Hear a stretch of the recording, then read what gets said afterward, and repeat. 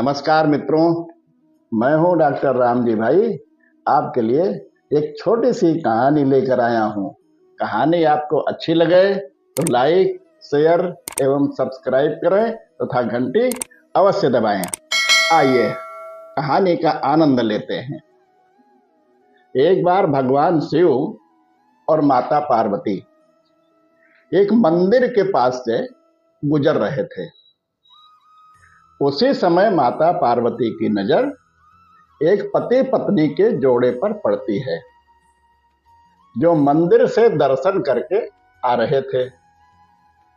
उनकी आर्थिक स्थिति अच्छी नहीं थी। उनकी हालत देखकर माता पार्वती भगवान शिव से कहती हैं, प्रभु, आप इन दोनों पर कृपा क्यों नहीं करते हैं? भगवान शिव कहते हैं, मैंने तो बहुत बार कोशिश की, परंतु ये अपने कर्मों के कारण उसका फल भोग नहीं पाते हैं। माता पार्वती कहती हैं, आप एक बार मेरे कहने पर इन पर कृपा कर दो।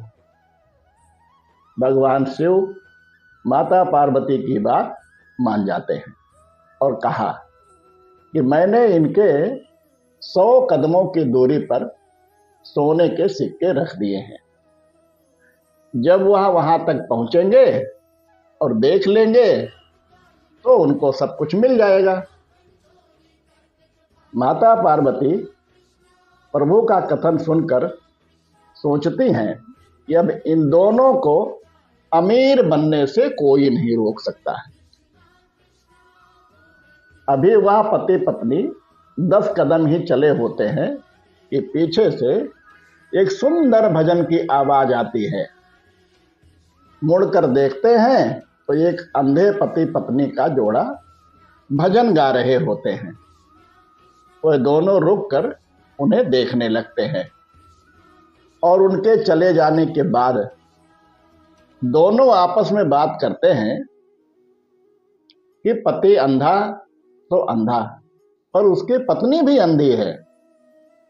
ये कहकर उसका पति उस अंधे व्यक्ति की तरह भजन गाता हुआ उसकी नकल करते हुए आगे चलने लगता है।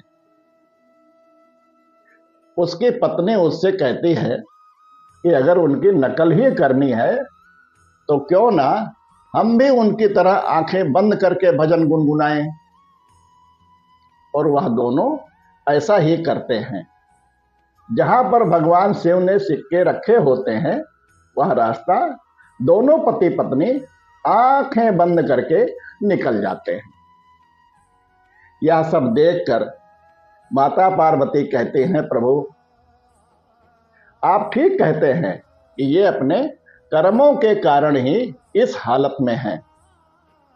भगवान शिव बताते हैं कि यह पति पत्नी अपनी श्रद्धा से मंदिर नहीं आते थे, अपने पड़ोस के पति पत्नी की नकल करके मंदिर आते थे। इसलिए हमें किसी की नकल करने से बचना चाहिए। क्या पता हमारी ये आदत ही हमारी तरक्की के रास्ते में रुकावट हो, क्योंकि जीवन एक परीक्षा है और जिसमें बहुत से लोग असफल हो जाते हैं, जिसका कारण दूसरों की नकल करना है। इसलिए दूसरों की नकल करने से बचें, क्योंकि जीवन की परीक्षा में हर एक का पेपर अलग अलग होता है। अगली बार फिर किसी नई कहानी के साथ आपसे भेंट होगी। तब तक के लिए सभी को नमस्कार।